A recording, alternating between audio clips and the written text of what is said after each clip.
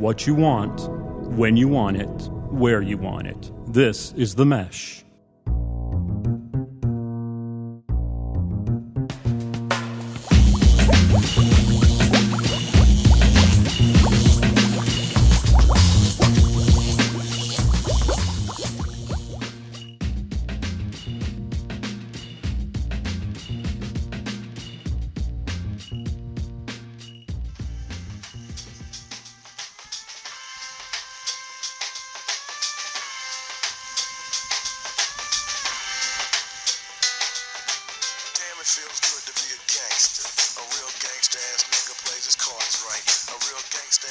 Ladies and gentlemen, welcome to episode 11, volume 4 of the Fantasy Formula, the number one fantasy football podcast in Queensland, Australia, Beijing, China, and my favorite good old Road Hiss, North Carolina. It's a great day to be alive on this wonderful, diverse planet, getting to spend some time with some wonderful, diverse people. And here we go. Let's meet our starting lineup for our September 30th episode of the Fantasy Formula. On the buttons and the knobs, the man who makes us sound good every day. He's Jay Dynamite Johnson.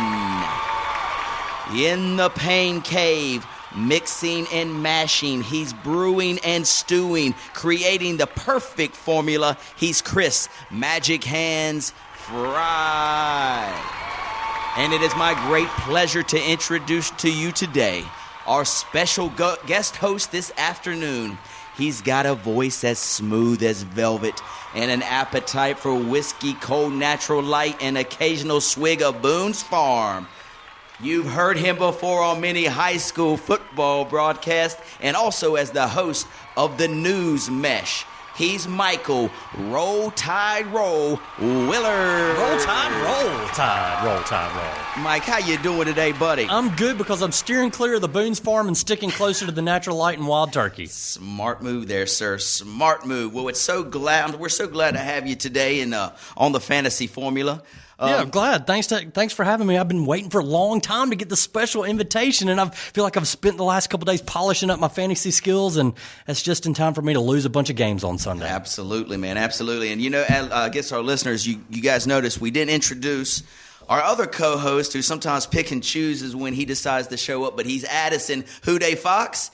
And he might show up any minute now, Willard. We'll just have to play it by ear. I won't hold my breath. Me either, buddy. Yeah. Me either. But hey, when you're big time, you can come and go as you please, right? So. He's big timing us. I guess that's what they say. Well, buddy, how are your fantasy teams going so far this year? Man, you know what? I'm doing all right until this past week. I'm leading in a couple of my leagues, but this past week, man, the bye week blues have bit me on the backside, and just not too good. I'm still doing okay, 3-1 in a couple of leagues and 2-2 in a couple others. But now that in the week ahead, I know that there's fewer bye games. I got some of my starters back. Peyton's back. Russell Wilson's back. Yes. I'm feeling pretty good, and I think I've got 4 fantasy teams all over. Of course, there's only 2 for big money, so those are the 2 we care about. And of course, those are the 2 that I suffered a loss in this week. So and the other 2 might be it's with hit and your miss. Wives or like other friends that are female, whomever, right? But maybe for $5 or a 6-pack of beer. Now, no big money games we're talking about, right? The grab bag children are involved. No profanity in the Smack Talk League. Bingo. Understand that. Well, ladies and gentlemen, you heard Damn It Feels Good to Be a Gangster introduce us today. And the reason we came off with that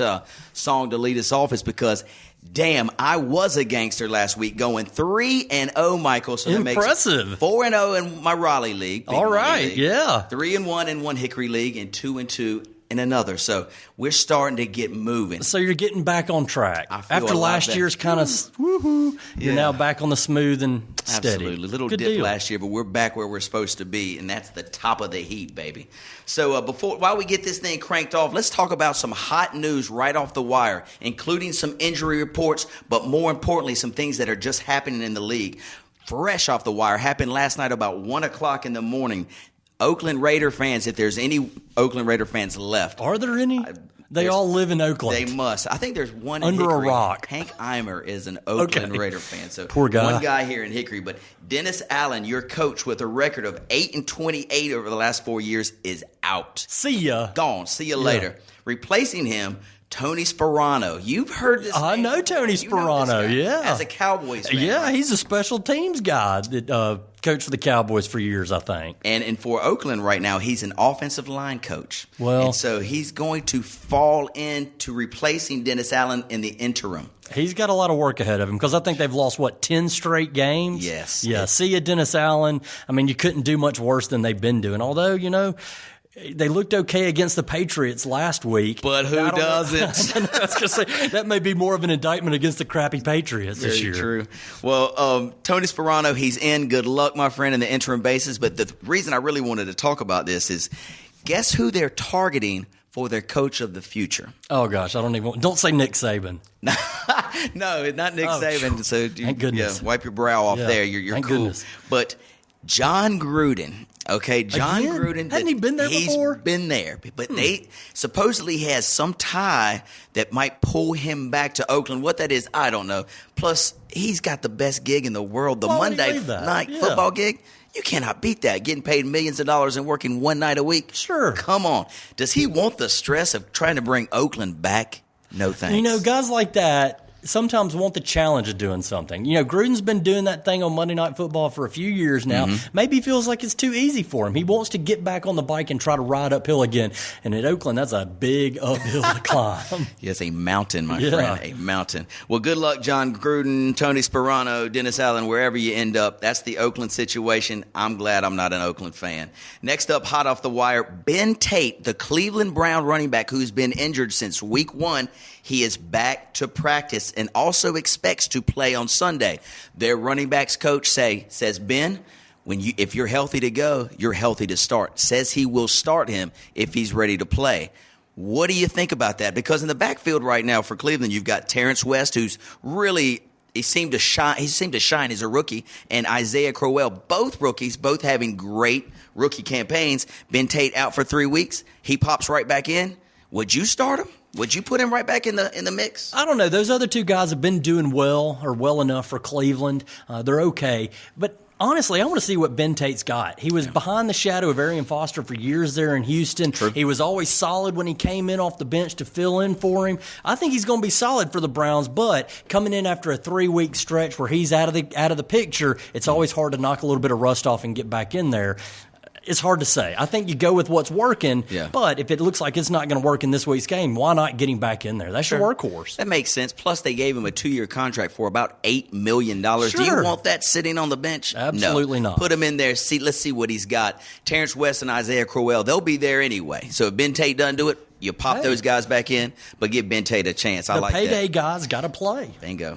I like it a lot. Staying with the Browns theme right now, Jordan Cameron, everybody's tight end, probably 3 after Jimmy Graham, Julius Thomas, Gronk, then maybe Jordan Cameron during our drafts, fantasy football, admits he expects to deal with a sprained AC joint all season, so which means if you've had Jordan Cameron, you really thought he was going to put up prime-time numbers at the beginning of the year. He's done nothing so far. He's been hurt, and now he's saying he's going to play through the pain, but as a starter, as a manager in fantasy football, do you start Jordan Cameron? Can you risk putting him in your lineup? I don't think so. There's enough guys out there that you can go pick up off the wire. There's a lot of surprises out there, and I know we'll talk about some of those when we get to the waiver wire stuff. Sure.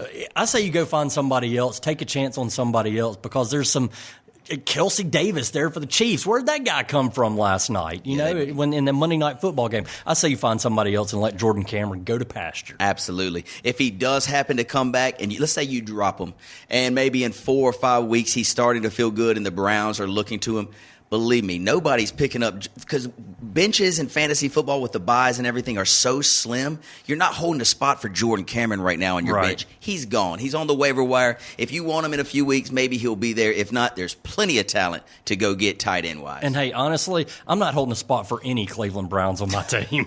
You're a smart man. Not even Johnny Manziel? No, absolutely not. Not Hoyer, not Manziel, not any of those guys. No, thank you. All right, good job. One more thing tight end wise before we move to our waiver wire wonders segment for week 5. Jordan Reed, the tight end for Washington Redskins, again, drafted in many drafts right after Jordan Cameron, who was typically the 5th or 6th tight end to go off the board, has been injured. He's close to being back. That's a good thing for Washington Redskins fans, because last week, the guy who replaced Jordan Reed, Niles Paul, took I guess you can call it a sandwich hit, right? Right. So he caught the ball, lowered his head, and 2 New York Giants defensive backs crushed him, and basically he got concussed. Right. So now he's dealing with concussion symptoms and all this good stuff. So Niles Paul probably not going to play this week. Jordan Reed, check your waiver wires or your injury report, see if Jordan Reed will play, because if he does have the opportunity to play, he's a good tight end to slide into your starting lineup, only if he's healthy enough. Well, and the only other drawback about that is which quarterback Cousins is going to show up. Is it the one that's going to be sharp in replacement of RG3, or the one who threw 4 interceptions and turned it over 5 times last week? So true. You know, in your opinion, that's quite a risk. And we'll talk about this a little bit further, but tell me about Cousins as a manager of fantasy football now. Would you rather, I like to drop these bombs every now and then. Tom Brady moving forward, Kirk Cousins. Who would you rather have starting for your fantasy football team? I'm going with Kirk Cousins. You know, even though he had 5 turnovers, that's got to be an aberration. I agree. Tom Brady's offensive line right now is a mess. Even though the garbage guy came in, Janine Garofalo or whatever his name is, right. Even though he came in there and had a good showing in garbage time, you know, Kirk Cousins has got some of the weapons around him. You know, Deshaun Jackson, he's got the running backs. They've got a better offensive line. You mentioned that, you know, Reed coming back as a tight end. I think he's a better option going forward. Now, the Cowboys fan in me says, I don't want any Redskins. Sure, understood. Did you happen to watch Brady any of the game or the game in its entirety last night? I've gone back and seen some of the replays, like the blindside tackle where he fumbled it and lost it, and then there was the interception. So I've seen a little bit of his greatest, worst hits. And, you know, I'm just a little concerned. I've always been a Tom Brady fan. I've liked him. You know, he's led them to championships when, you know, he was a 6th-round pick out of Michigan. He couldn't do anything, and he led them, right? Yeah. And he's a good leader. There's something that's going on. The offensive line is terrible, but it even looked like Brady looks like he lacks confidence. I don't know what it is. Maybe, you know, they say in football, once you reach that cliff and go over, you go over fast. Right. Well, I mean, he's 37 years old, you know, which isn't terribly old. He's a big, strong, good leader. Right. But if he's been making some public comments about why did we let all these players go, our offensive line.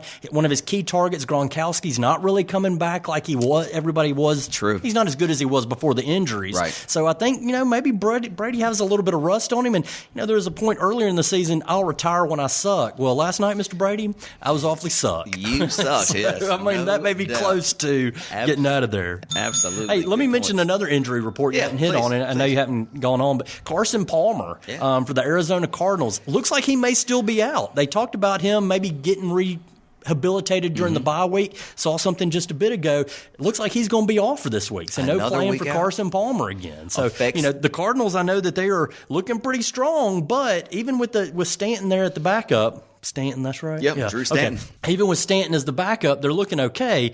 Carson Palmer, I know, is another one of those weapons they want to try to get back, but it looks like he's going to be at least another week before he comes back. Very good point, because you know who they play this week? Peyton Manning and the Denver Broncos. Oh, boy. Arizona undefeated, right. going to Denver. You know, can they win without Carson Palmer? I think they can hang in that game. That's going to be one of the best games on Sunday, so we'll look forward to watching that. But good, I mean, thank you for that info, because I've got Michael Floyd. Tons of people have Larry Fitzgerald. You've got some Andre Ellington in the backfield. Who the quarterback is will determine how the production these guys get. So and I've had Fitzgerald this season, and he's just been totally unimpressive. You know, I guess Stanton's got somebody else that he'd rather throw it to, because Fitzgerald's kind of been, you know, Fitzgerald, where are you? I mean, I bet you can count on 2 hands just the amount of receptions, and I don't think he's had a touchdown yet.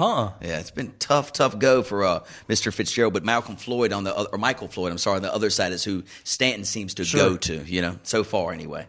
Well, anyway, good job there on the injury report and the breaking news segment. Let's move right into our waiver wire wonders for Week 5, Michael Willard. First on the waiver wire wonder sheet here, that when I'm looking right, it's dead staring right at me. We talked about him 2 weeks ago. He's Matt Asiata for the Minnesota Vikings. 3 touchdowns last week. We called it last week. We said get him, pick him up on the waiver wire, and start him with all these bye weeks. If you did, you were successful last week. 3 touchdowns. Also, another running back. He pops up for the Minnesota Vikings. Jared McKinnon. He goes for 6 carries for almost 100 yards as well. So 2 guys in the backfield replacing AP.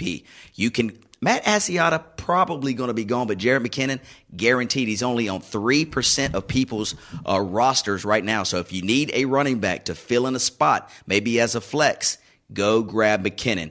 Also, Larry Donnell, the tight end for the Giants. Wow. You watched him Thursday night? He blew it up. It was on Thursday night. I went to my fantasy leagues and tried to find him in all of them and pick him up if I get home. If I go to the bottom of the waiver wire order, that's fine. Right. I want that Donnell on my team. Right now, top 5 tight end production-wise, and it looks like Eli's kind of caught his groove and is looking for Donnell always in the red zone, and even sometimes, between the 20s, he's looking at Donnell for a 15, 20-minute or 20-yard reception. But it seems in the red zone, Eli is looking for this guy to catch 6 every time. So Donnell, a must pick up on all waiver wires. Hey, he's got 4 touchdowns in the first 4 games of the season. Good for him, man. He's great. He's great. For you Panther fans, a very interesting one. You guys saw what happened last weekend, the debacle in Baltimore. Gosh, ugly. Very ugly. Very ugly. Not surprising, but ugly. Yes. D'Angelo Williams goes down again. It looks like his ankle, Michael, is affected in this game. Jonathan Stewart already on the bench with a knee, I believe.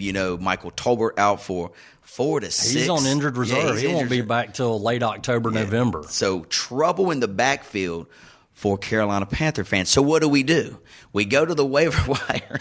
Just like a fantasy owner, Ron Rivera and David Gettleman's out there on the waiver wire trying to find the next Matt Asiata. Exactly. And who do they pick up today, my friend? Chris Obanu. Yes, I believe the running back who was at Cleveland before. Does that sound right? He did play for Cleveland previously. Yeah, he played at Cleveland previously, so he is going to be out there available. And guys, the Panthers like to run the ball.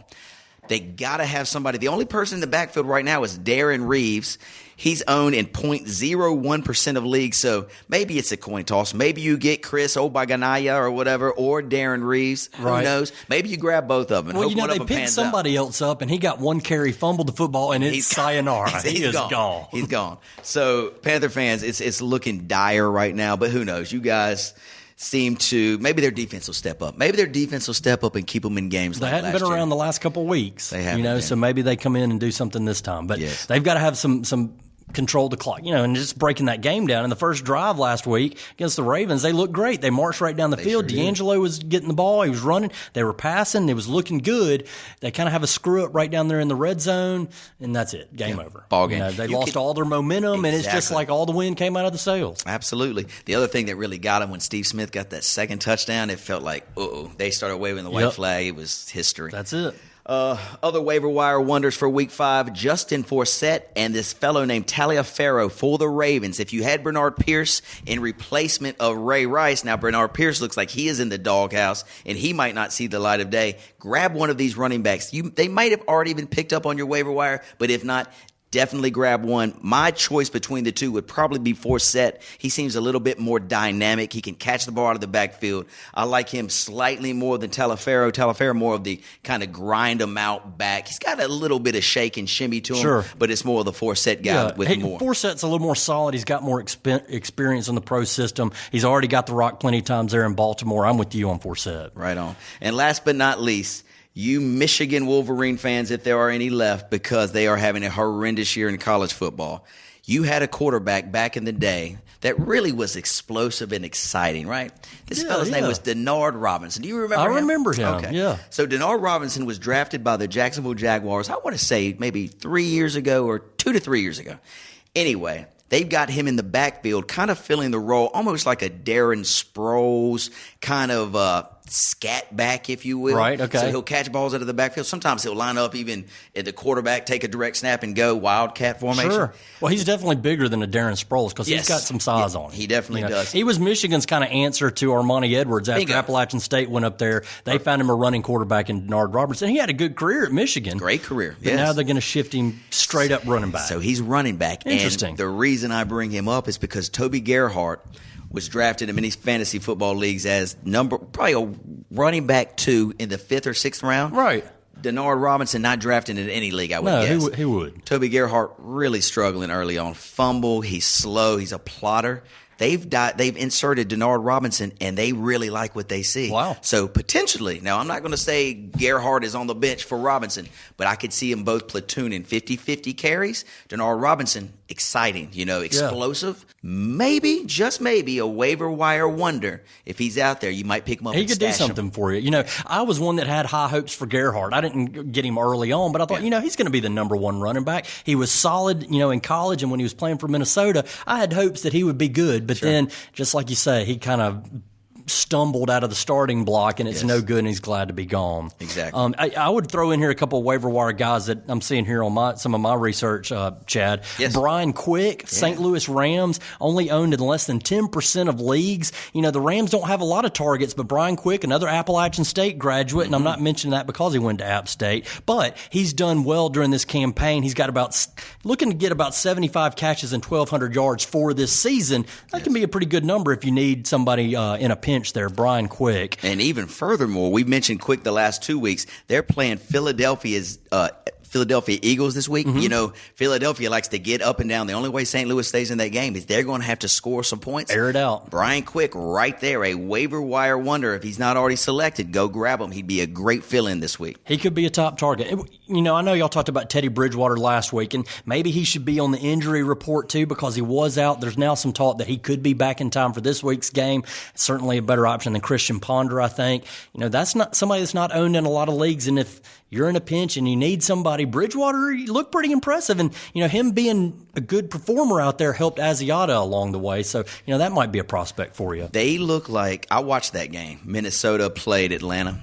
They look like a different team with him as quarterback. I mean, they spread them out. It's just they seem like they can do more things with Bridgewater back there. And as a rookie, he looks so confident and poised back there. I don't know if you remember watching him at Louisville, but he looked poised in the pocket back then. He carried that with him to the NFL too. Man, he looked sharp. I hope he's going to be healthy to play. They have a big game Thursday night against Green Bay, so they're going to need Bridgewater for a Thursday night game. And that's hard for him to come back on a short week, coming in on a Thursday in that big game. And, again, talking about Asiata, Matt Forte had a really good game against Green Bay. Even though the Packers won last week, Matt Forte blew it up on him. So there could be an opportunity for Asiata to get in there and do some good, even though it's going to be a quick turnaround for him. Great point. And that Jared McKinnon dude, too. Both of these guys have an opportunity against that Green Bay front line. So Thursday night special, check them out. One other one we're going to talk about just quickly, Marvin Jones, the Cincinnati Bengal wide receiver last year, caught, I think, 8+ touchdowns, maybe in the 10 range. He's been hurt all year.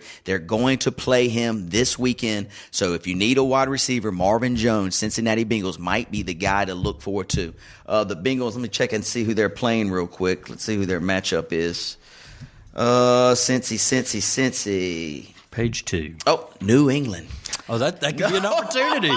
Bingo! That could be a home run. Cincinnati's done good, and I suspect that Ad Rock has slipped some of that information in and forced you to do it for the Who Day Nation. But why is that Cincinnati going to screw up what's working for them? They've had a good season so far. They're doing well in their conference. They're leading the conference, in fact. Why are you going to throw somebody in there just because he could be a good weapon? Why throw something? Don't fix it if it ain't broke. That's a good point. I guess what they are thinking, Andy Dalton, he needs as many weapons as he can get. Sure. You got Giovanni Bernard in the backfield. You've got Mohamed Sanu kind of on one side playing the slot. I don't know. Maybe they just want to add another element to their offense. A.J. Green got to be healthy back. Yes, absolutely. He's super duper. Yeah, so y'all check it out. A lot of waiver wires out there today. And what about Eli Manning? I've got him listed down here, Would you pick him up as it looks like the Giants are kind of coming along, and Eli's kind of been in a funk, but with Donnell, he's found the target in him. Maybe he can start getting some Victor Cruz in if the defense starts going after Donnell. Not a lot of people own Eli Manning. He could be in for a surprise. And again, who are they playing this week? The Giants have, let's see, They've got Hotlanta. Hotlanta, who the defense is horrendous. Yeah. This is what I think about the Eli Manning. If he's there and I've got a slot, if I don't have a backup quarterback, which in 2 of my leagues I do not, sure, I'm grabbing Eli this week. I am grabbing him and I will hold him. I've got Luck as a quarterback in one league and Colin Kaepernick in another and Matt Ryan in another. When they'll go on by, if I've got Eli there, I feel confident enough in Eli right now to put up. He scored 40 fantasy points last week. Yeah, I can see him maybe not putting that type of those type of numbers up, but at least you're 25 to 30, which keeps you in a game every fantasy week. So yeah, I like that call. Eli Manning, if he's there and you need a backup quarterback, you've got a spot, grab him, stash him, use him when you need him. Good job, brother. Real quick, we're going to fly through our top 5 NFL teams. They post this every week, NFL.com. All right, Dallas Cowboys, number 1. Close. All right. Close. They did crack the top 10. Hey, man, we blew up the Saints. At the 2 weeks ago, nobody in this world would have said Dallas Cowboys are in the top 10 of anything, not even college football.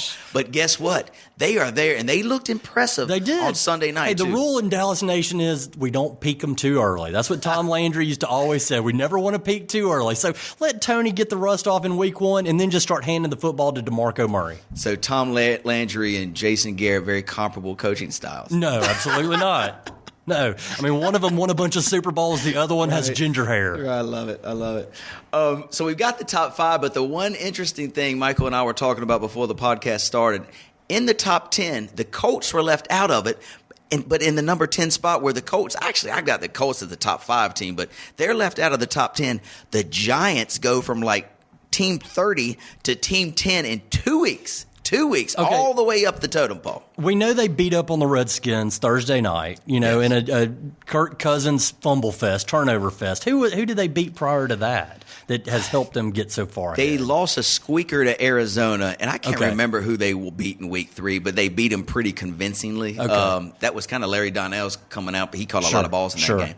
But so I'm not sure, but people are high on the Giants. I want to watch them for a couple more weeks. I'm liking what Eli's showing us, just as we talked about. Right. So, yeah, let's keep on looking at what we've got here for the top 5. Number 5 spot, Arizona Cardinals come in. Their defense looking great. Still need to think about the Drew Stanton versus Carson Palmer thing. Watch your injury reports. Drew Stanton feeling the need right now, but for them to really go to the next level, I think they're going to need a little bit better quarterback. Maybe it's Carson Palmer. They need to find Larry Fitzgerald. Yes, they do. They need him for the terrible Tinklers, my fantasy football team, but they need him to keep those victories coming. He's a weapon and a threat. You got to go to him. Carson, did you hear that? Get back in the game so the terrible Tinklers can get some Larry Fitzgerald action. In the 4th hole, we've got the Philadelphia Eagles coming off their first loss last week against the San Francisco 49ers. Still in the top 5 slot. Nick Foles, he was everybody's darling. San Francisco kind of figured that offense out a little bit. The Eagles looked a little bit suspect. Now, granted, they scored 3 touchdowns, 2 on special teams and 1 on defense, but the offense didn't do much at all. Their average rush was 1 yard per carry. LaShawn McCoy is frustrated. Paging Mr. Shady. Yes. Come in, Mr. Shady. Where are you, Shady McCoy? They showed us picture of him on the sideline when everything was going out. He's frustrated. They're giving him the ball, but not in like the ways that he normally gets to the outside. And they're not giving him enough carries, in my opinion. Yep. So they need to look to him more because he's LaShawn McCoy. That dude's a bad man. Yep. And he's getting frustrated on the sideline. Number 3 hole, Denver Broncos. They had a bye last weekend. Peyton Manning, he's always going to be there in the top 5, looking hiding good. around, Orange solid. Julius and Demaryius Thomas, both of those guys, solid. Solid as they come. Number 2, Addison will be proud. The Cincinnati Bengals holding down that 2 spot. Their defense rated the number 1 defense in the NFL in front of the Seahawks right now. If Andy Dalton can keep that offense flowing, I like Cincinnati a lot in the AFC. Sure. And they're in a division with the Steelers, who didn't look so great on Sunday. Really? And the Browns. Now the Ravens look good, but they were beating up the rotten Panthers. Right. So, they may have a cakewalk right into a first-round bye there. Sure. I like how it's looking there. And the number 1 spot 3 weeks in a row is the Seattle Seahawks holding it down. Russell Wilson looks to be one of the top quarterbacks in the league. Their defense still solid. Percy Harvin moving into more of a weapon offensively. They got a lot of good stuff going on there, especially that home field advantage in Seattle is huge. So, and Marshawn Lynch, always a beast. Absolutely, Marshawn Lynch. So that wraps up the top 5 power teams in the NFL. Good job there, Mr. Willard. And we still didn't talk about the Dallas Cowboys. I thought we mentioned they were number 9. They were That's 9, right? Okay, the Tom Landry, Jason Garrett comparison. Where did the Panthers come in on that? I think they might be 31 right now. Okay, 31. Hi, I'm 2012 Greater Hickory Kia Classic winner Fred Funk. Please join me at Rock Barn Golf and Spa for the 12th annual Greater Hickory Kia Classic, October 13th through the 19th. See Michael Allen defend his title against two-time Masters winner Bernhard Langer, two-time Hickory winner Jay Haas and Kenny Perry, Champions Tour rookie Lee Jansen, and a fantastic field of Champions Tour players. Weekly grounds badges are just $50. Individual tickets are $20 per day with proceeds going to charity. Get your tickets today at GreaterHickoryKiaClassic.com. Let's move right into the Fantasy 45, the fastest 45 seconds in fantasy football. We're going to move into our Thursday night game. Just mentioned it a second ago. Minnesota travels to Green Bay. Last week, Green Bay gets back to their winning ways. Aaron Rodgers, a field day. 302 yards, 4 touchdowns. Looked great. Made some throws that reminded me of last year or the year before when it looked like a video game, throwing off one foot, running to the left, throwing to the right. He was very impressive. He got his groove back just at the right time. And as he's able to get those balls down the field, get the passing game going, welcome back to the fold, Eddie Lacy. Bingo. And they need some Eddie Lacy. They need Eddie Lacy. Roll Tide. Because they've got, right now, Randall Cobb played great in that game, as did Jordy Nelson. Randall Cobb killed me. Really? This week. Yeah. 2 touchdowns, 114, I think he had. That's a big day for Randall Cobb owners. On the other side, Minnesota plays a great game against the Falcons. Bridgewater proves that he was worth that number. I think he was drafted in the second, maybe first or second round. He played really, really well. Let's get his stats real quick. Bridgewater, 317, 19 for 30. This McKinnon guy that we talked about, 18 carries, 135 yards. Got to pick him up on the waiver wire. Michael, Green Bay. I'm going to get him right now. Go grab him. I can talk for half 30 seconds if you need to grab him. But Green Bay, Thursday night in Lambeau, hopefully Bridgewater plays. Can Minnesota do anything to knock this Green Bay juggernaut, I say juggernaut after one win, but off at home? Right now, Green Bay, Vegas has got the number. Green Bay minus 9.5. The total's 47.5. Yeah, I like Green Bay in this one, and probably under that total too, because they're going to put up some points. But I don't know. I think Asiata was great. Bridgewater looked good, but that may just be a one-time thing against a bad Atlanta defense. So it'll be tough for them to replicate that kind of performance in Lambeau. Absolutely, I agree. I'm leaning under here too. I do think Green Bay at home Thursday night. Dude, them Lambeau maniacs are going to be crazy. The cheeseheads will be everywhere. Minnesota, even if Bridgewater plays, this will be a tough environment for him to succeed. I like Green Bay and under the total 47.5. Next up, Carolina fans, here's your chance to get back to your winning ways if you can. You play host. It will be hard and difficult. You play host to the Chicago Bears. Okay, Chicago Bears got a lot of offensive weapons. Last week, where was that game? That game was at Chicago last week, too. Yep. The Green Bay Packers beat them.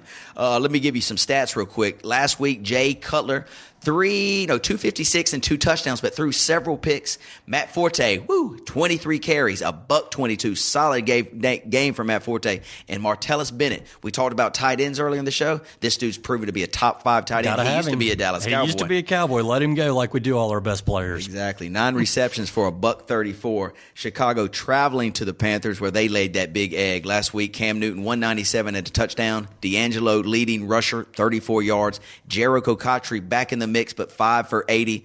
Tough go sledding for Carolina last week. This week, at home, minus the 3, total 45.5. Can Carolina get this win when they really need one?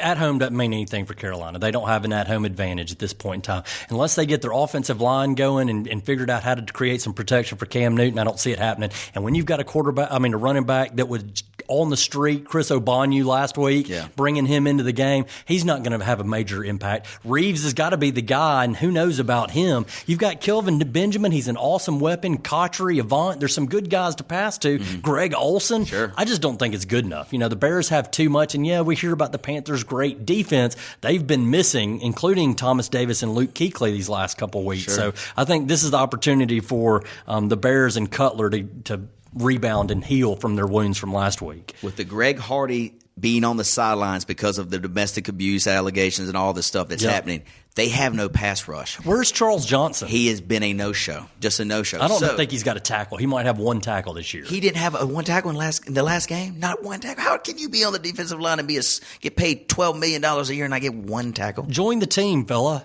Yeah, exactly. So anyway, my thought, no pass rush equals Jay Cutler with time, which equals Alshon Jeffrey, Martellus Bennett, and Brandon Marshall having their way with that secondary for and Carolina. And when they do, Matt Forte, 200 yards and 10 touchdowns. Absolutely.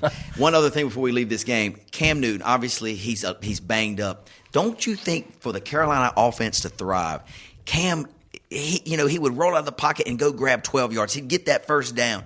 It seems like he's hesitant to run because of the ribs, the ankle. Yep. Without him, that element to his game, he's not the same quarterback, and this team is not the same team. They're not, and I don't think they're calling the option read as much as they did in the past. They gave him an opportunity to either hand it off or make a run down the field for himself. The coaches know that he's not up to 100%, that he's not doing like he was before. So they're not calling those kinds of things and putting him in that position. Of course, him being the franchise guy, they don't want to get him beat up. Right. But I'm with you. He's got to show more versatility to be a threat as a run, as a pass in order to get some respect from some of these defenses. Last one on the Carolina-Chicago game. Do you start Kelvin Benjamin every week? Do you start him? Is he a must start these days? I do. I mean, you've got to. Unless you've got one of the other premier receivers, he's the number one target for the Panthers. The guy's 7 feet tall or something. And one of the things about Cam Newton is he always overthrows his receivers. Kelvin Benjamin is going to be hard to overthrow. He can go up and catch a ball. Absolutely. He's almost a touchdown. I'm not. There's no guarantee in NFL football, but I'm telling you, if I had a bet that if Kelvin Benjamin would score a touchdown a game, I'd take it because I think he can get a touchdown a game. All right, next up, buddy, we're traveling to Tennessee where the Titans will host the Cleveland Browns. Last week, the Browns coming.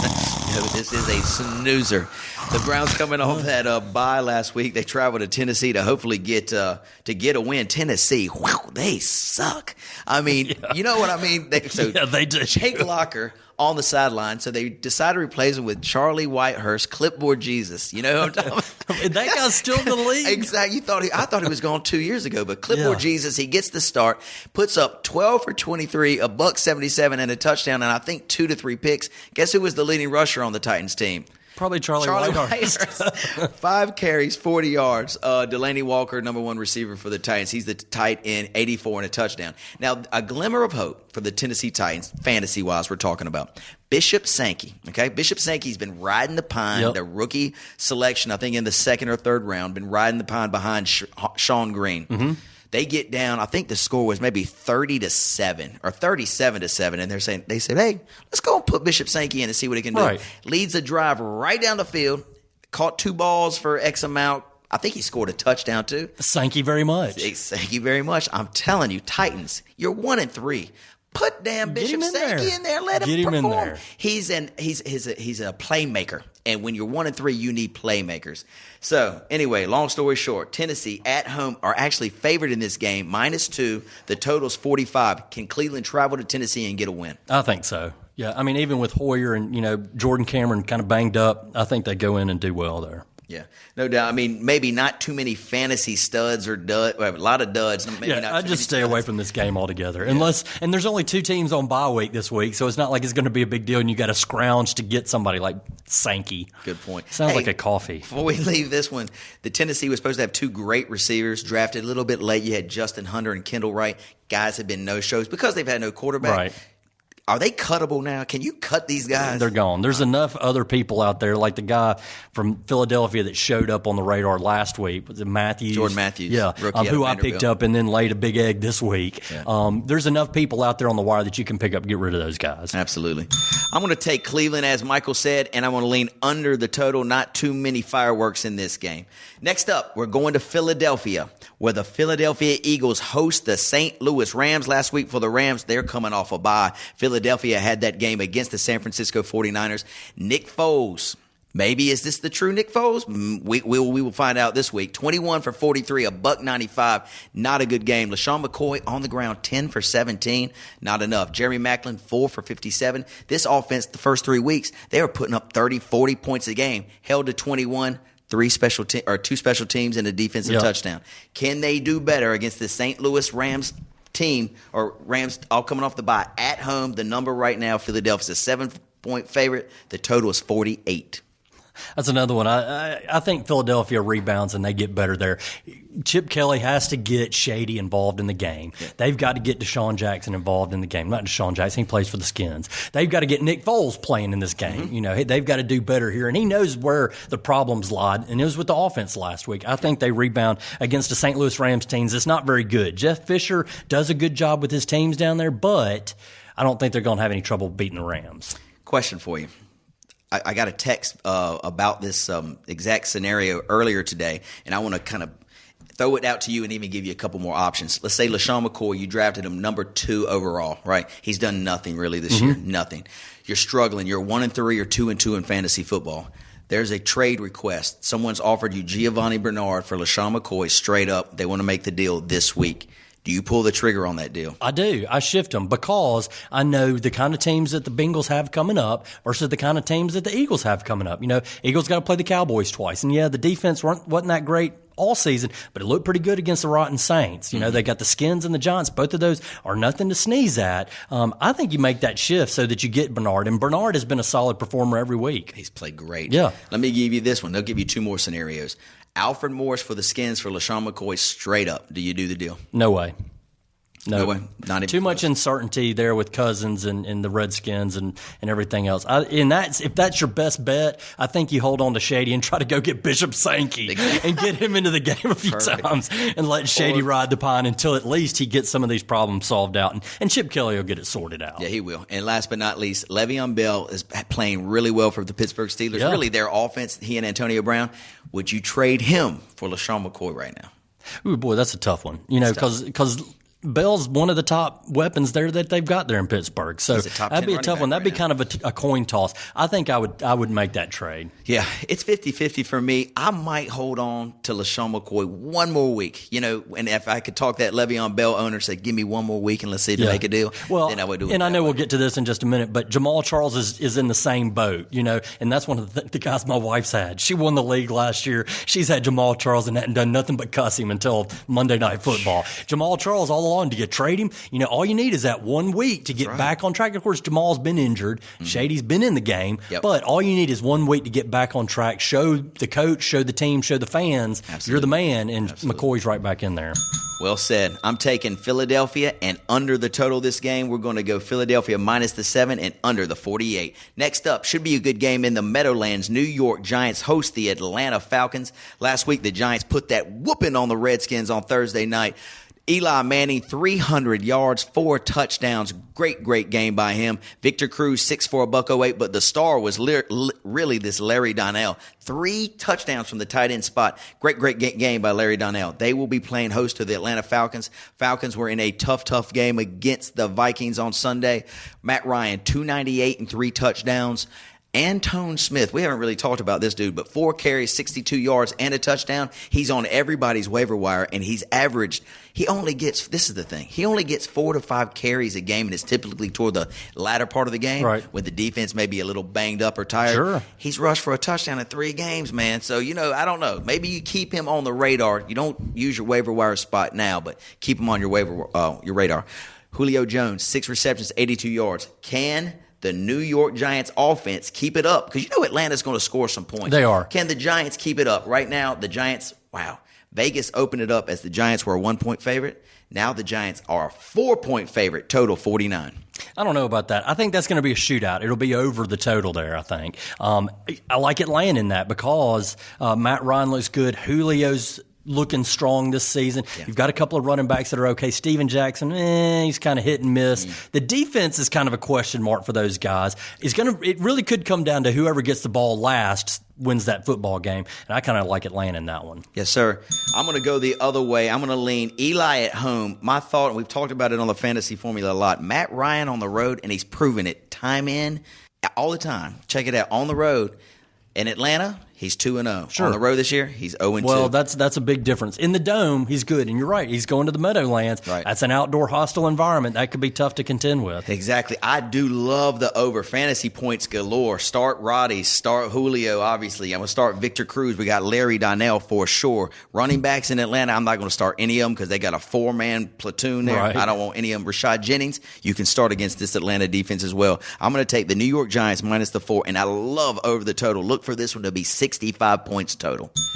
Next up, New Orleans Saints. Wow, the New Orleans Saints reeling right now. 1-3. Who would have thought that at the beginning of the year? I don't know, but I like it.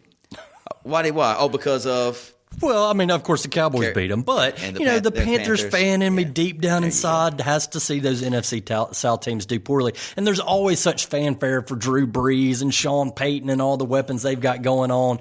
I haven't really shown it very much this year. They're another team that doesn't do very well on the road. Exactly. What do you think's going on there? Somebody said, that I read today, that Drew Brees might be dealing with some type of rib kind of deal, but he's not. No one is talking about it. Yeah. But he's not played up to Drew Brees' type of potential. Their defense is horrendous. It is terrible. It might be one of the worst defenses in the league. The Ryan that's there, I get them confused. Rex or Rob. Long-haired Ryan. He's Rob, yeah. The long-haired Ryan is doing terrible there, which, again, I like to see after leaving the Cowboys.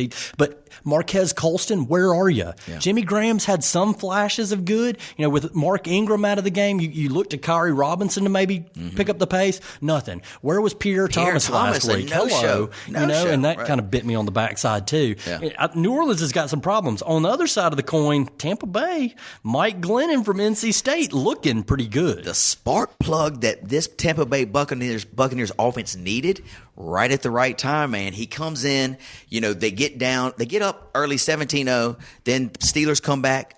Glennon, they go down again 10, leads them back. Just he's relentless. Hey, and under pressure, last seconds of the game, throwing the touchdown pass. Yes. That's the kind of leader you want. That's looking like some Tom Brady back in the day.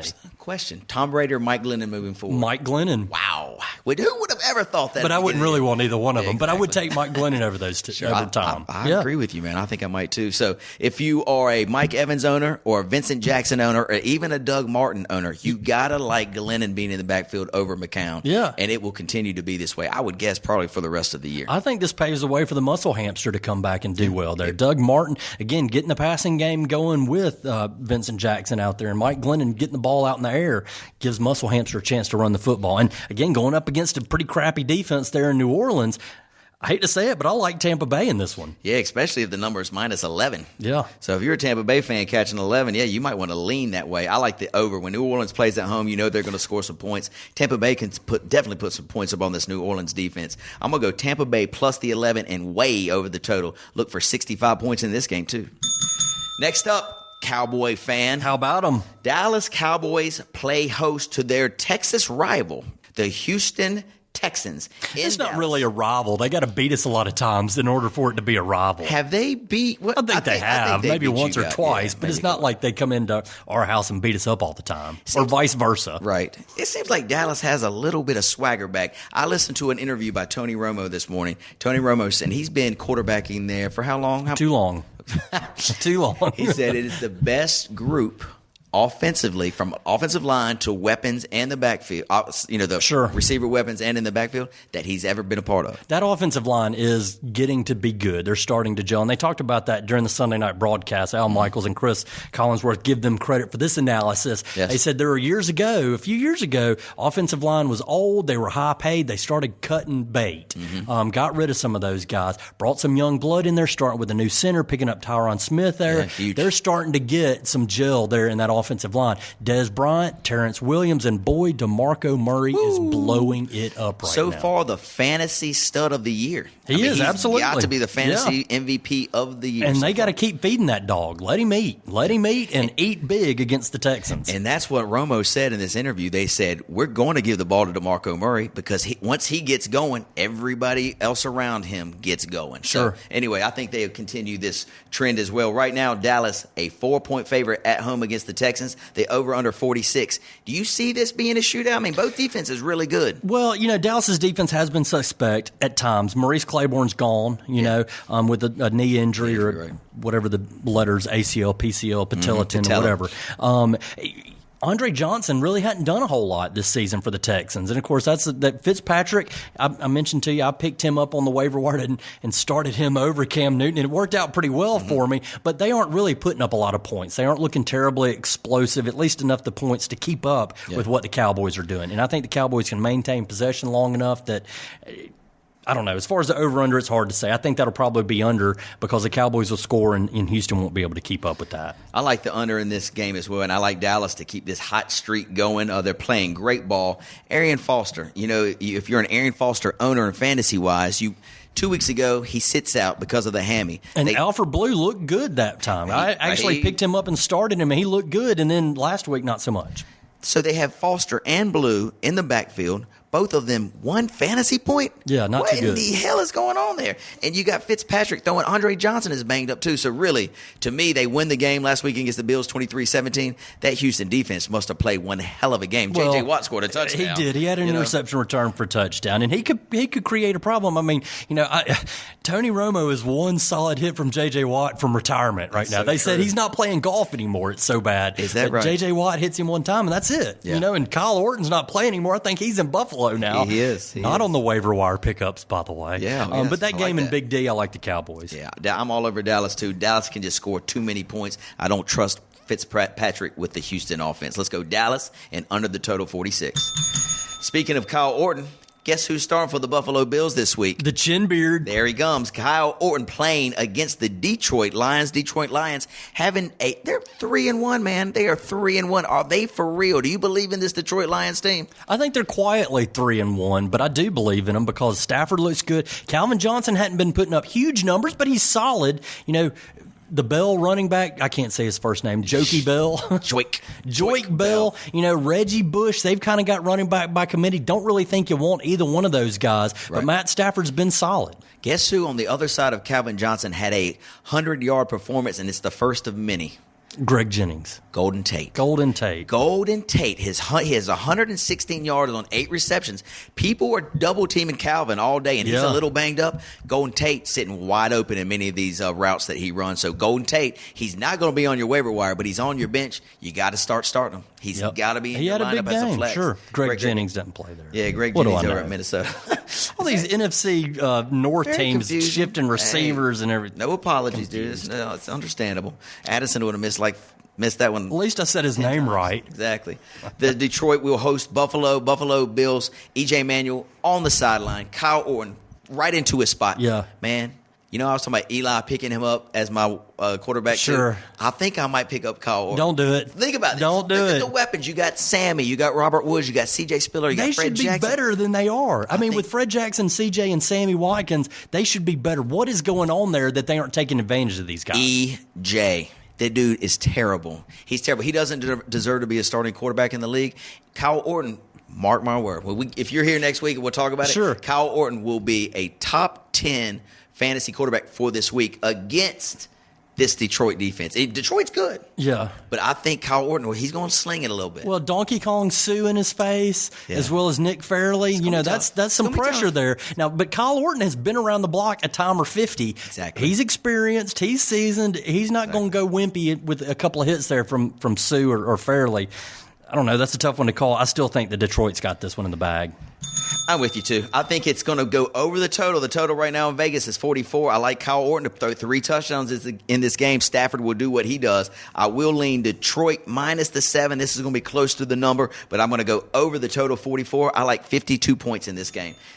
Next up, we go to Indianapolis, the red-hot Indianapolis Colts with Andrew Luck leading the way, the number 1 fantasy quarterback as we speak today. Indianapolis playing host Baltimore. Indianapolis 3.5-point favorite at home. The total is 47. What can we expect in this game from Indianapolis?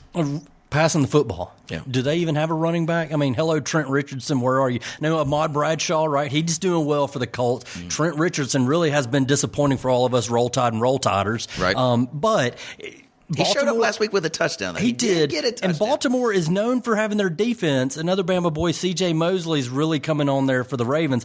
But the Ravens' defense isn't what it has been in years past. Right. And with Andrew Luck there in the quarterback position, as you said, looking lethal all the time, got to go with the Colts there, no matter how good Smitty is. Love it. Indianapolis Colts all day. People are not giving this Indianapolis offense enough credit. Andrew Luck, he looks like the best quarterback in the league. He looks like Peyton Manning in Peyton Manning's prime. Weapons all over the place, running for his life, but it just seems like he makes the right decision. I love this Indianapolis Colts team against the Baltimore Ravens. Ravens, big win last week, not this week. Indianapolis minus the 3.5, and we'll go over the total 47. Next up, we're still in the 1 o'clock games here. Jacksonville playing host to the Pittsburgh Steelers. Jacksonville put up a tough fight early, but it was not enough, unfortunately. San Diego Chargers and the Phillip Rivers gets going late. Jaguars lose 33-14. Blake Bortles service, 29 for 37, 253 and a touchdown. Not bad, but 2 picks. It's going to happen for a rookie. Yep. It's going to happen for him. It's going to take a while for him to get on. And good news out there for Jacksonville fans as well as San Diego fans. The FCC just eliminated the blackout rule, so you don't have to sell out all the tickets in your dumpy little stadium anymore and worry about you can sit at home and watch the game on the TV. So good news for Jacksonville. Bad news for Jacksonville. Pittsburgh's coming to town off a loss. Le'Veon Bell's going to run all over you. Big Ben's going to exercise some demons. The Steelers go wild on the Jags. Enough said, man. Enough said. I like Blake Bortles, but he won't be enough to hold back this Pittsburgh. They're going to be angry, and they'll be ready to win. Even with Denard Robinson as a running back. Yeah, good luck, Denard. Don't think so. Good luck. So anyway, Pittsburgh right now -6.5. I like them all day on the road against Jacksonville. The total 46. I'm going to lean over the total too because it seems to me this Ben Roethlisberger, Antonio Brown combination, it's 2 touchdowns a game, and they're awesome together. They are awesome. Good. And against this secondary in Jacksonville, who is, I'd say, probably 31 in the league, Antonio Brown has a field day. Big Ben, you can start him as a quarterback 1 for sure. Let's go Pittsburgh -6.5 and over the 45.5. Possibly the best game of the day, Michael. Denver Broncos play host to the Arizona Cardinal. Denver coming off the bye, so they'll be well refreshed. Arizona coming off a bye. So both teams coming off a bye in Mile High Stadium. Denver, a 7-point favorite. The total is 49. Drew Stanton, does he have enough to get it done in Denver? I don't think so. The defense there in Denver is too good for him. And I look down the rest of the list, and I think that is the game of the day, Arizona and Denver. Peyton Manning looks great, had 2 weeks to rest up. Orange Julius, Demaryius Thomas, obviously weapons. They've got a running back committee going on there, and the defense is solid. DeMarcus Ware has now shown up. My man, number 94 representing there. Wish he was still in Cowboy land, but he is sort of started to kind of come on strong. And I think the defense will be too much there for the Cardinals. And really, this is the chance where I think the Cardinals get exposed. I think that they have maybe had a little bit of an easy ride. I wouldn't say they played some cupcakes, but they've looked a lot better than I think they really are. And once they go up against a championship caliber team like Denver, they're going to have a rough go. Yeah, I like that. Think about this too. Arizona's secondary top 5 in the league with Patrick Peterson, and I can't remember the other guy on the other side, but listen to Denver's weapons. Demaryius, Julius, Emmanuel Sanders, and Wes Welker. Yeah. They don't have enough people to cover all these dudes. Plus Monte Ball in the backfield. Anyway, I think Arizona is in store for a rude awakening. Denver all day long, -7, and I'm going to go over the total 49. I think Denver might get 35 by themselves. So Denver all day in this matchup. Next up, San Francisco, 4 o'clock kick, playing host to Kansas City. We saw what Kansas City can do offensively in that Monday night thrashing of the Patriots. Alex Smith looked like a Pro Bowler. Jamal Charles back to what? Welcome back. 3 touchdowns, and Travis Kelce, as you mentioned earlier, the tight end. He looks to be. When I see him running, he looks like a young Gronk. Did you see him? He's big, he's fast, he's agile. Big body, big target, and the running game there. The other guy, Nile Davis, that lines up behind Jamal Charles, was solid in his absence. San Francisco's got some problems going on, and I don't think it has anything to do with the talent that's on the field. I think this is more of a locker room situation. It's the kind of thing where, Harbaugh's in there in the early going. He's got the team motivated. They've done some good things, got to the big game, and sort of floundered around. He may be losing that locker room. He may be on the way to Ann Arbor, Michigan pretty soon. And I don't know that there's talk about that in the locker room or anything like that, but Kaepernick just hadn't looked the same. I don't know where Vernon Davis has been. He hadn't done a whole lot. And the defense is not doing it's not the typical shutdown defense it has been, although they look pretty good against Philadelphia. They did. They look much better. This Kansas City D, too, I don't know if you noticed it in the Monday night game, but their defense was flying around. They looked fast and athletic. They looked, but they were playing the Patriots. We got to discount that. The Patriots got some serious problems going on. They can make a defense look good. I don't know, that's going to be a good game too there between KC and San Fran. You start Frank Gore if you're a San Francisco Frank Gore owner against this Kansas City D line. They're pretty tough. Frank Gore at home seems to always play good at home, though. Do you start him as a running back, too? Frank Gore's one of those, like Jamal Charles, a little bit like LaShawn. He may have got drafted a little further down the list, but he was a top draft pick. I got to go with him. I got to use him. And he has turned out and done pretty good. He had a good game last week. So I think I stick with him. They're starting to get him the ball a little bit more. I stick with Frank Gore in this game. I like it too. I like Frank Gore, so put him in your lineup. RB2, feel safe, or even a flex. I like I'll take it back. I like Kansas City on the road, not to win the game, but keep the game close. San Francisco is a 7-point favorite. I think this is a field goal game either way. I also like over the total 44. Kansas City's offense with Jamal Charles back there, they're explosive. San Francisco with Colin Kaepernick, they can score points too. Let's go Kansas City plus the 7 over the 44.5. Hey, and you know about San Francisco, they got a new stadium, and it's not like it's the same atmosphere. It's not the old Candlestick. They don't have any tradition there. We got a new, shiny stadium with no feelings or emotions in there. Kind of like the Panthers without a home field advantage. San Francisco being at home doesn't mean a whole lot for them. Great point, Michael. Great point. Next game, we're going San Diego bound, where the Jets traveled to San Diego last week for the Chargers. Phillip Rivers, top 3 fantasy quarterback. He puts up 29 for 39. 377 and 3 touchdowns. Keenan Allen finally gets off the schneid. If you drafted him, you probably got him in round 2 or 3. He finally puts up round 2 or 3 numbers. 10 receptions, $135. Eddie Royal, we didn't talk about him in Waiver Wire Wonder. 2 touchdowns last week, maybe even 3, putting up big numbers. Phillip looks for him. It's crazy. He's sometimes even in the red zone, and he's the littlest fella out there. Right. So interesting there. The Jets. All right, Jets fans, what do we do with Geno? F you is what Geno says. He said that to a fan. I read that today, too. He did. I mean, the Jets are they're a dumpster fire. I mean, there's no other way to put it. The Jets are a dumpster fire. Phillip Rivers was the buzzsaw that the terrible Tinklers ran into this week. We went 3-1 because he had Phillip Rivers and DeMarco Murray. I mean, I just got whipped. But Phillip Rivers is on his game right now. They've got it going on right now. I like the Chargers a lot. Not only because the Chargers are good, but because the Jets are bad. They really are. There's been rumblings, people looking for Michael Vick to come in to replace Geno.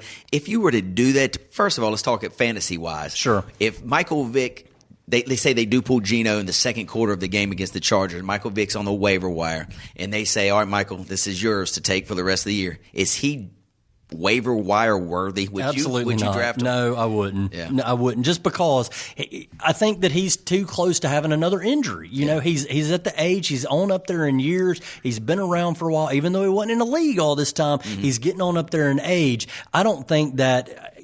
As far as the Jets go, you can't put Michael Vick in there. You got to stick with Geno until he gets injured. As far as a fantasy owner goes, I don't think that they've got the weapons around Michael Vick to make him a valid option as a quarterback. Absolutely. I completely concur. Running back wise, it seems like the only people for the Jets you might be able to start, and this is a toss up even to do this, but Chris Ivory, actually not too bad last week. Ivory 17 for 84, but Chris Johnson, they kind of substitute these guys 50-50. So who do you start? Just don't start either of them. No, right? I don't think so. And, I mean, what happened to Chris Johnson? There were those years with the Titans where he was phenomenal. And now, 2K. Yeah, and I mean, maybe it's because he's running by committee, but the 50% of the time that he's in the game, he doesn't look that explosive like he has been before. Man, I agree. I don't know what's happening with him. He got that big paycheck. Maybe got a little lazy. Yeah. He didn't. He knew already. He got. Sure. He Started eating high off the hog and getting fat and lazy. There you go. I'm going to go San Diego right now. Vegas has the number -7, 43.5. I'm going to take San Diego minus the 7, but I'm going to lean under the total 43.5. I think San Diego's defense keeps the Jets to 14 points. Here we go with our Sunday night game. A couple weeks ago, this would have been huge. You would think it would be. You would think it when would they be made a the schedule, you massive thought game. this is going to be a big game. Sunday night, you're excited. Full day of football we just passed it. Now you got to look forward to the climax. The New England Patriots in Foxborough playing host to the Cincinnati Bengals. Womp, womp, womp. Yeah. Oh, At after least Monday as far night as the showing. Patriots go. Yeah, exactly. So after Monday night showing, nothing really to look forward to in this New England team. Even Vegas has changed the number. It started out, New England, let's say a 2-point favorite, flip-flopped all the way. Cincinnati's a point favorite now. Unbelievable. That's a 3-point swing. That's huge in Vegas terms. The over-under 46. Michael, can New England get it going in time to get a win against this tough Cincinnati Bengals team? After reading all the press after Monday Night Football, the thing I see is Brady and Belichick have never been beat by this large of a margin. I think that both of them got extremely embarrassed. Mm-hmm. I think that Mr. Kraft was probably embarrassed by the product that they put out on the field. And I don't know if I can say New England's going to win, but you're not going to see the same New England team on the field that was there against the Kansas City Chiefs. I think that over the next week, over these next several days, they're going to have to figure out what's going on in this situation and get something in the right direction. I just can't believe that they're going to put that kind of thing on the field again. I don't think they win the football game. Cincinnati's too good. Bernard, A.J. Green, Dalton's looking really solid there. Cincinnati's just looking good, but I don't think it's going to be the blowout that it would appear to be after seeing the Monday Night Football game. You've read my mind exactly, especially with a Belichick-led team embarrassed. I'm calling for the outright win. I'm calling for the outright win. Well, they are at home. They're at home. They're at Foxborough. They play better there. Brady feels more confident there. You know, they've got two wide receivers that were inactive. They've got Dobson and Kimbrell Tompkins, I think. They need somebody to stretch the field. Sure. Maybe Brady will say, hey, coach, give me something. I need maybe one of these guys come in, stretch the field, opens the door for Edelman, a little bit more Gronk, Vereen out of the backfield. New England's going to look better in this game. Well, and Edelman had an okay night. I've got him on my team, and he helped me actually get a win in one of the leagues. Yeah. Edelman did okay, but like you said, if you get some more of those long play threats, that's going to help him along the way as well. Absolutely. So right now, man, I'm going to lean New England plus the 1.5. Yeah, is that right? Yes, plus the 1. And I'm going to go, what am I going to do about this total?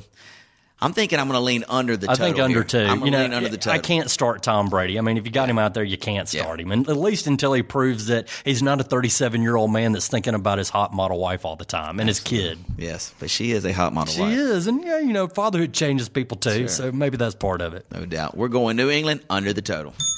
Last but not least, the Monday night special. The Seattle Seahawks, coming off the bye, travel to our nation's capital to host the Washington Redskins. Washington Redskins got thrashed last week by the Giants. We talked about it. Cousins, a tough game, 19 for 33, 257, and a touchdown, but 4 picks. Alfred Morris on the ground, 63 rush yards and a touchdown. Receiving-wise, not much at anybody. Roy Halou was the leading receiver with 5 for 78 and 0 touchdowns. They're going up against this Seattle defense, who does not play as well on the road, but they're still the Seattle defense. Seattle's a 7-point favorite. The total is 46. Can Cousins get back to at least not making 4 turnovers? I mean, where do you see him? He had a fumble, too, in addition to those interceptions. So it was 5 all total. Yeah. It doesn't get any easier for the Deadskins here going up against Seattle. I don't think Cousins puts out that kind of performance that he did, but all of his passing, receiving weapons, the Seattle secondary is so solid. Who's he going to pass it to? It's got to be a Morris run the football kind of night. They've got to run it strong, and I'd put Halou in there running the football as well. Sure. The tight end that's back, that's got to be a big part of it. But I don't think that Washington's got much of a chance, even at home. Seattle looking strong, coming off a bye. Russell Wilson is looking superb. Yes. Marshawn Lynch. They've got weapons on the edge as well. I like Seattle big time in this one. Right on. I'm going to lean Seattle too, minus the 7. This total at 45, I'm probably going to lean a little bit under. Man, if I've got Pierre Garçon, right? Let's say I've got Alfred Morris. I'm not going to start any of these dudes. Nope. I'm really not going to, because that's how much respect I give to that Seattle D. Sure. That might not be the right play, but I just can't do it. Especially when it comes to Pierre Wee. Maybe Alfred you start because he's going to get a boatload of carries. But I just because they don't have another option, really. Exactly. They got to go with him. And on the other side for Seattle against Washington's defense, I'm starting everybody. You got Russell Wilson, of course, Marshawn Lynch. You've got Percy Harvin, who's I think they're going to get Percy more involved. So and in different ways, not just as a receiving threat. Sure. They were running some of that end around and some of those, that kind of stuff in the last game. So I think that he continues to be increasing the load. Absolutely. We're going to take Seattle minus the 7, and we're going to lean under 46 in this game. Michael, great job. That wraps up the Fantasy 45, fastest 45 seconds per team in fantasy football. Real quick before we take off here, let's give a quick thanks to our sponsor. It's the Greater Hickory Kia Classic, held at the Rock Barn Golf and Country Club. I've been there several times, and actually I'm fortunate enough to be able to play in the Pro-Am in a couple of Thursdays. Nice. Well, good luck with that. Yes, thank you. It'll be a blast. Yeah, it's October 13th through the 19th. You can get details at GreaterHickoryKiaClassic.com. You can get tickets, find out all about the competition, and they're already starting to talk about the players that are going to be there this year, and it's a great field. I love going to that event because it's not just for golfers. If you like golf, you go out and you have a good time with that, but they've got the Dale Jarrett Shootout, the trick shot artist, just a good week there at Rock Barn Golf and Spa. Lots of family fun. I read yesterday that Nick Price Big name. Sure. He's playing. Good deal. That's going to draw some crowds. Great deal for Hickory.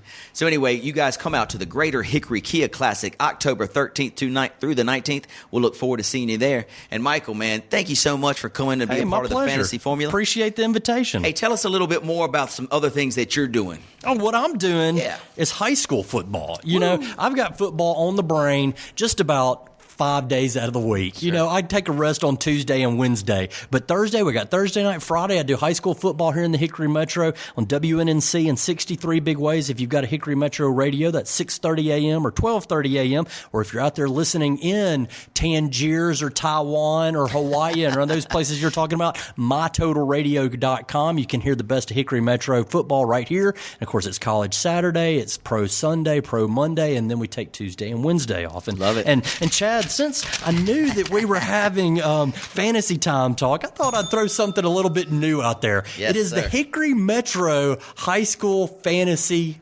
Team. Love it. And it's kind of like an all-star team. And I'm just looking here at Catawba County, except for one player in Lincoln County, basically Hickory Metro. So quarterback number 1, Mr. Chaz Surratt, D1 prospect out of East Lincoln Mustangs. Okay. Already got a championship under their belt. Chaz Surratt he's the real deal. Running back threat and passing threat? He's a running and passing threat. He's a big, tall, strong young man. Now, his problem is next year he's going to age out of being able to play high school football. So he'll be a senior at East Lincoln and won't be able to play the whole season. So he's already looking around. Where is he going to play?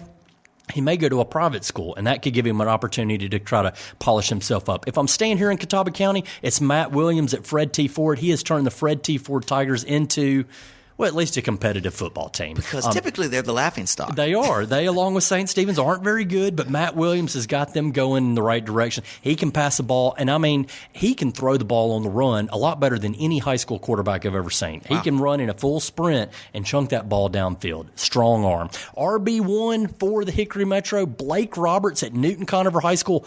5 touchdowns on Friday night this past week against West Caldwell in a 60-point affair. 60-50 was the final. Wow. I think he had like 250-some-odd yards, 5 touchdowns. Blake Roberts, the real deal. And he's just a small guy. He's one of those like Darren Sproles that he can hide behind the line of scrimmage, pick a hole, and hit it and go to the house. The big boy on the RB2, Janarian Knox from St. Stephen's. He's about 6 foot tall, 220, just a workhorse. I mean, he hits the line like a load and then drags people. WR1, my wide receiver from Bunker Hill, Jalen Wilson. This is a tall, high-jumping, fast threat. Bunker Hill doesn't have a whole lot. They haven't won a game this year, but Jalen Wilson is the man. In fact, last week they brought a young man in after their starting quarterback was hurt. Backup quarterback comes in.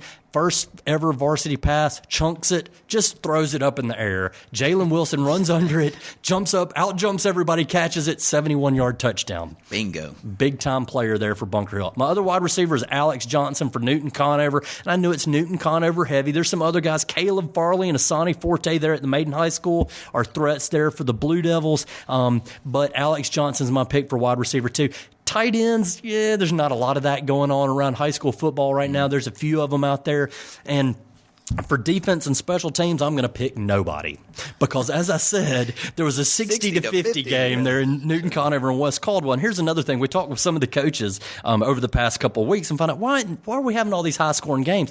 And this is something that we may see have an impact, or in fact we did in that NC State-Florida State game. We may see it trickling up to the pro level. They are not coaching tackling anymore. When they go to practice, they aren't working on tackling because, hey, if you get one of your best players with a concussion in practice and he's out, you're in trouble. Right. So they aren't practicing on the tackling. The kids can't tackle. You think about in Pee Wee rec sports, there's a lot more flag football, not a lot of tackle football. So you got flag football, then you get to high school and they're not tackling. You get to college and you see Florida State and NC State banging heads and not able to tackle one another. Right. Pretty soon that's got to trickle up to the pro levels. So will we ever get to the point where they can't tackle? And we see some of these 75, 85-point shootouts in the pro. Hey, I would love that as a fan of offense, but what do you do as a defensive guy? So that's my Hickory Metro fantasy football lineup. And invite everybody to tune in on Friday nights to WNNC 63 Big Ways and around the world at mytotalradio.com. Well said, my friend. Well said. So what is the game of the week high school-wise? What do we need to look for? Hey, this is the week. Maiden Blue Devils, Newton Conover Red Devils. Big rivalry. Newton Conover undefeated. Blue Devils coming in with one loss. Of course, that one loss was out of the conference. This is an in-conference match in the Southern District 7. Going to be a huge contest at Newton Conover's Gurley Stadium. And if you're listening to the Hickory Metro, they've got a tailgate going on there at the baseball field beforehand. It's going to be raising some money for scholarship funds. So a lot of activities. And this is always a game where you want to buy the split pot ticket at, because there will be thousands of people there, and that is a $2,000 or $3,000 split pot win opportunity. For you Hickory fans, Hickory on the road to Freedom High School. Freedom undefeated. Hickory's next contest in conference play, they could show everybody that Hickory's not the dogs that everybody thinks they are by going in and beating Freedom. Don't think it's going to happen. Tough task there, Michael. Tough task for sure. Where will you be broadcasting? I'll be at Newton, Conover, and Maiden for sure. Super. We'll look forward to seeing you there, man. And again, thanks so much for being a part of the Fantasy Absolutely. Formula. Love football. You can also catch Michael on the newsMESH, hosted right here at this very station, the mesh.com. No, mesh.tv. The mesh.tv, the newsMESH, and we talk about Hickory Metro news items. Absolutely. So And check them out there then, too. We gave the Fantasy Formula some love right out of the gate on newsMESH last week, because it's football. Who doesn't love football? Well said. We all love football. And you fantasy fanatics, we know you love it too. So until next week, good luck with all your starting lineups. We hope you win every game. Until then, peace.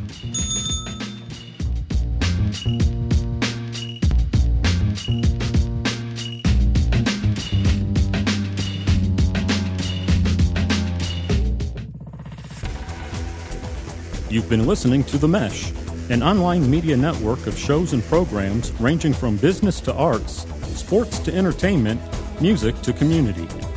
All programs are available on the website as well as through iTunes and YouTube. Check us out online at themesh.tv. Discover other network shows and give us feedback on what you just heard.